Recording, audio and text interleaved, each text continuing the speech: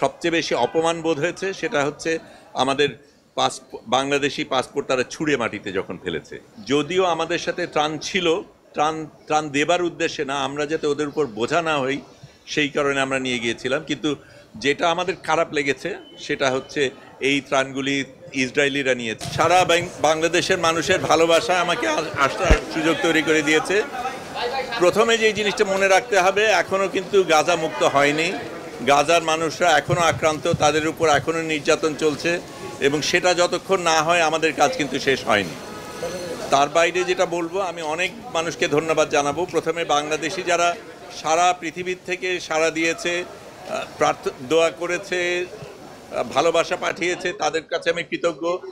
আমি তুরস্ক এয়ারলাইন্স আমাদের আসার ব্যবস্থা করে দিয়েছে, তাদের কাছে ধন্যবাদ জানাই। আমাদের দেশের সরকার যেভাবে সাড়া দিয়েছেন, আমাকে ওইখানে ইস্তানবুলে আমাকে গ্রহণ করেছেন, একদম আমার সাথে কোনো যোগাযোগ করার কিছু ছিল না, সেগুলির ব্যবস্থা করে দিয়েছেন, সেগুলির জন্য ধন্যবাদ। কিন্তু আবারও আমি বলবো যে আমাদের আসল সংগ্রাম বাকি আছে। যতক্ষণ ফিলিস্তিন মুক্ত না হবে ততক্ষণ আমাদের সংগ্রাম চলতে হবে। আমি যেতে পেরেছি, অনেকে যেতে পারিনি, অনেকে আমার সাথে যোগাযোগ করেছিল, তারা যেতে চেয়েছে। আমি মনে করি আরও হাজার এরকম ফ্লোটিলা যাওয়া দরকার এবং যতক্ষণ না ফিলিস্তিন মুক্ত না হবে আমাদের এই সংগ্রাম চালিয়ে যেতে হবে। ধন্যবাদ আপনার সবাইকে।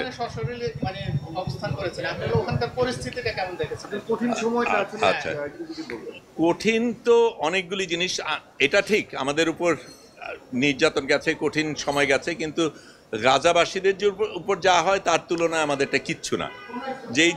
যেই জিনিসগুলি হয়েছে সেটা প্রথমে আমাদের একেবারে শুরু থেকেই যেই জিনিসগুলি ছিল, একেবারে প্রস্তুতির দিক থেকে অনেকগুলি সতর্কতার ব্যাপার ছিল, নিরাপত্তার ব্যাপার ছিল, অনেক কিছু আপনারা জানতে চেয়েছেন, আপনাদের জানানো যায়নি নিরাপত্তার কারণে, কিন্তু আমাদের একটা স্ট্র্যাটেজিক্যালি চলতে হয়েছে। আমি প্রথমে এই ফ্লোটিলায় যাওয়ার সুযোগ পাই 24 তারিখে সম্ভবত সেপ্টেম্বরে, তখন আমি নিউ ইয়র্কে। তখন খুব দ্রুত টিকিট কেটে ঢাকায় এসে ঢাকার থেকে বদল করব, কাজে আমি ওখান থেকে আম্মান যাই, আম্মান থেকে দোহা যাই, দোহা থেকে ঢাকায় আসি, ঢাকায় এসে এখানকার কিছু কাজ সেরে অল্পক্ষণের মধ্যে আবার ফ্লাইট নিয়ে রোমে যাই।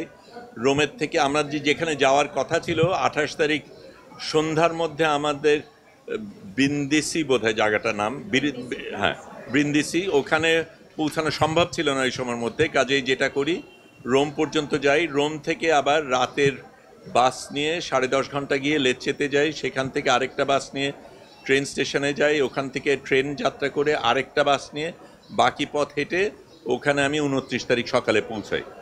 সেই দিন আমাদের প্রস্তুতি পর্ব ছিল, ট্রেনিংয়ের ব্যাপার ছিল। পরের দিন সকালবেলা আমরা রওনা দেই এবং তখন থেকে আমরা যাত্রা শুরু করি।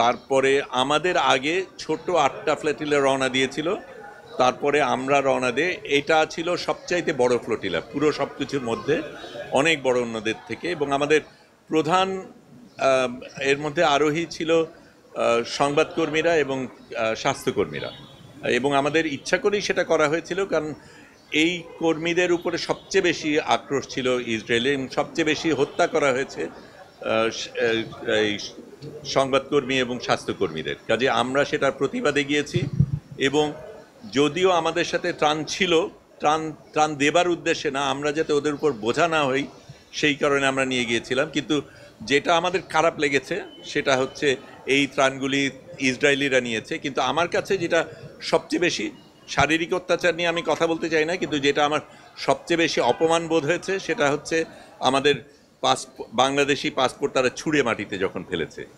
এইটা আমাকে ভীষণভাবে আক্রান্ত করেছে এবং এই অপমান বোধের এটার জন্য আমাদের বিচার আদায় করে নিতে হবে এবং কোনো দেশ আমাদের সাথে এইভাবে আচরণ করে পার পেয়ে যাবে সেটা যাতে না হয় আমাদের দেখতে হবে।